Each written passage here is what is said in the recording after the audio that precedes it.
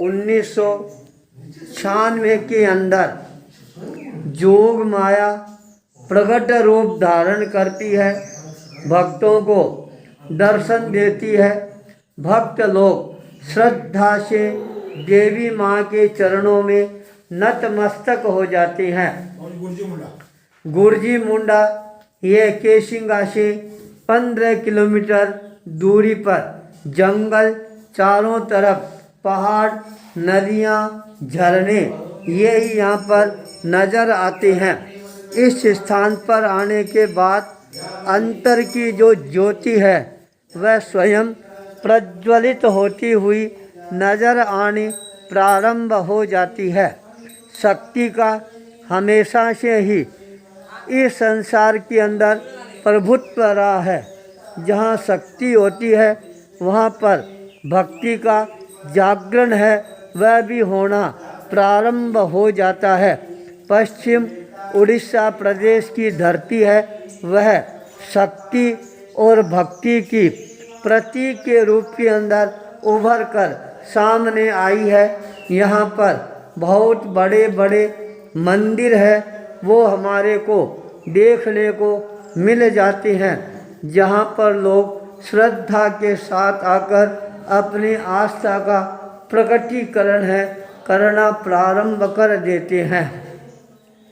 यहाँ पर पुराने ज़माने के अंदर खखंदर ऋषि मुनि हैं, वो साधना के लिए अपना सर्वोत्तम स्थान मानते थे। यहाँ पर आने के बाद साधना को एकाग्रता के साथ प्रारंभ कर देते थे। यहाँ पर साधना का एक सिद्ध स्थल के रूप के अंदर यह स्थान धीरे धीरे अपना विशाल आकार है वह धारण करना प्रारंभ कर देता है। यहाँ पर जब आते हैं अनेकों प्रकार के देवी देवताओं से भी साक्षात्कार करने का अवसर है वह प्राप्त होना प्रारंभ हो जाता है। जोग माया का यूँ ही अपने आप के अंदर बहुत बड़ा प्रभाव होता है। अंतर की ज्योति है जिसके प्रज्वलित हो जाती है, वही शक्ति आगे जाकर जोग माया के रूप के अंदर इस संसार में प्रतिष्ठित होने प्रारंभ हो जाती है। धीरे धीरे अंतर ज्योति के कारण लोगों की आस्था का केंद्र बिंदु है वह भी बनना प्रारंभ हो जाती है। आज 25 जून 2023 को हमारे को इस स्थान पर यात्रा करने का अवसर प्राप्त हुआ। योगेश का जीवन के अंदर अनेकों बार मेरे को ये कहने का अवसर मिला था, आप पश्चिम उड़ीसा प्रदेश में पधारो तो वहाँ पर अवश्य ही जंगलों में, पहाड़ों में, पर्वतों में विचरण आप अवश्य ही करवाना। आज उसी को ध्यान में रखते हुए गुरजीपुरा के अंदर हमारे को आने का यह दुर्लभतम अवसर है वह प्राप्त हुआ है। यहाँ पर आने के बाद मंदिर का प्रांगण है वह इतना ज़्यादा सुरम्य और शांति प्रदान करता हुआ नज़र आ रहा है। चारों तरफ हरियाली का साम्राज्य है। रुद्राक्ष का यह महान पेड़ आज सभी के लिए आकर्षण का केंद्र बिंदु है वह बना हुआ है। यहाँ का जो वातावरण है वह और भी ज़्यादा प्रभावशाली नज़र आना प्रारंभ हो जाता है।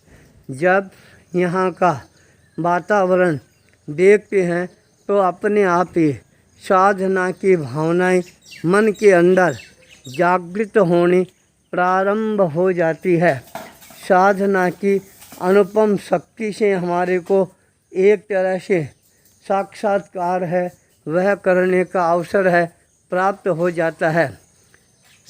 धीरज जैन आज हमारे साथ में हैं, रामावतार जी जिन्होंने भक्ति का प्रकटीकरण किया है, वो भी आज हमारे साथ के अंदर है। इस तरह से इस यात्रा में भाई वृद्धिचंद जैन का सबसे बड़ा योगदान रहा, जिन्होंने हमारे को यह यात्रा करने के लिए प्रेरणा प्रदान की। सबसे ज़्यादा बड़ा योगदान आचार्य अरविंद मुनि का रहा। उनको इस तरह के स्थान हैं बहुत ही ज़्यादा पसंद है। साधना की दृष्टि से हमेशा पर्वत, पहाड़, नदियाँ, गुफाएं इनके आकर्षण का केंद्र बिंदु है, वह बना हुआ है। आज मैं देख रहा हूँ मानसून का भी आगमन हो रहा है। सारे पेड़ हरे भरे नज़र आने लग गए हैं। पर्वतमालाएं हरी भरी बन गई है। ऊंचे ऊंचे पहाड़ पर्वत जो साधक को अपनी ओर आकर्षित करते ही जा रही हैं। आज मेरा स्वप्न है वह भी साकार हो रहा है। ऐसे स्थान मेरे लिए भी बहुत ही ज़्यादा महत्वपूर्ण है। मैंने संकल्प किया था साधना के पथ पर आगे बढ़ने के बाद जंगल, पहाड़, नदियाँ, उन स्थानों को मैं साधना के लिए अपना केंद्र बिंदु बनाऊंगा। उसी को ध्यान में रखकर पश्चिम उड़ीसा प्रदेश कांटा भाजी, जहाँ पर 52 गजा बालाजी धाम शक्तिपीठ की स्थापना करके गद्दी की स्थापना होने के पश्चात उसको मुख्य केंद्र बिंदु बनाकर अब पूरी पश्चिम उड़ीसा प्रदेश की यात्रा की ओर मेरा प्रस्थान करना वास्तव में नए नए अनुभवों को प्रदान करवाने वाला बन गया है। इस बार का चातुर्मास है, वह भी पूरे पश्चिम उड़ीसा प्रदेश को केंद्र बिंदु बनाकर ही करने का विचार है। 4 महीना से लंबा समय यहाँ पर रहने का अवसर मिलेगा। कांटा भाजी मुख्य केंद्र बिंदु रहेगा। साथ में बरगढ़, बलांगीर, नवापारा, ये सारे ज़िले कालाहांडी तक का हमारे साथ में रहेगा। तो यह चातुर्मास काल है, वह और भी ज़्यादा इन यात्राओं की दृष्टि से, अनुभवों की दृष्टि से मेरे जीवन के लिए महत्वपूर्ण बन जाएगा। इसी मंगल भाव के साथ ओम ह्रीं श्रीं 52 गजा बालाजी नमो नमः। ओम ह्रीं श्रीं 52 गजा बालाजी नमो नमः। ओम ह्रीं श्रीं 52 गजा बालाजी नमो नमः। नमो नमः, नमो नमः, नमो नमः, नमो नमः।